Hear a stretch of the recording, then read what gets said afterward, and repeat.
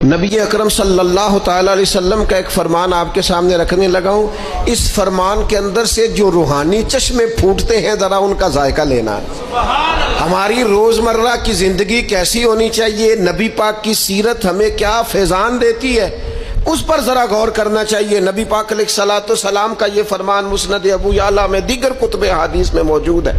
حضور فرمانے لگے، اے عائشہ، اگر میں چاہوں تو سونے کے پہاڑ میرے ساتھ چلا کریں، میں جدھر جدھر جاؤں پہاڑ سونے کے میرے ساتھ ساتھ چلیں، لیکن میں نے اپنے رب کی بارگاہ میں دعا کی ہے کہ مالک مجھے ایک دن روٹی دینا، ایک دن کا فاقہ دینا.